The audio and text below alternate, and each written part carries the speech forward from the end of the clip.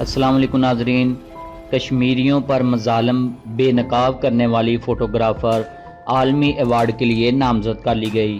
جی ہاں ناظرین، بھارت کے زیر انتظام جموں کشمیر کے گرمائی دارالحکومت سری نگر سے تعلق رکھنے والی 26 سالہ معروف خاتون فوٹو جرنلسٹ مسرت زہرا کو جرأت مندانہ اور اخلاقی صحافت پر Peter Mackler award for coverage and ethical journalism 2020 کے لیے نامزد کر لیا گیا ہے۔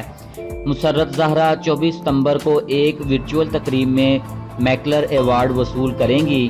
Global media forum training group اور پیٹر میکلر ایوارڈ کے بانی کیتھرین اینٹونی نے اپنے بیان میں کہا ہے کہ مسرت زہرا نے اپنی جان کو خطرے میں ڈال کر بے باکی اور اپنی تخلیقی صلاحیتوں کو بروئے کار لاتے ہوئے دنیا کو اپنی فوٹوگرافی کے ذریعے کشمیر پر گزرنے والے حالات کا عینی شاہد بنایا ہے۔ مسرت زہرا کا اس موقع پر کہنا تھا کہ جان کی پرواہ کیے بغیر سچ سامنے لانا ہمارا کام ہے۔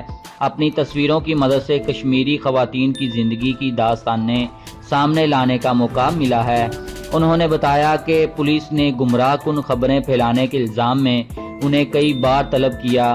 اس کے علاوہ انہیں رواں ماہ اپریل میں غیر قانونی سرگرمیوں کی ایک دفعہ کے تحت گرفتار بھی کیا، جس میں زیادہ سے زیادہ سزا 7 برس تک ہو سکتی تھی۔ اس سے قبل مسرت زہرا کو رواں سال ماہ جون میں واشنگٹن ڈی سی میں قائم انٹرنیشنل وومنز میڈیا فاؤنڈیشن نے سال 2020 کے آنجا نائدر نگہاس کریج ایوارڈ سے بھی نوازا تھا۔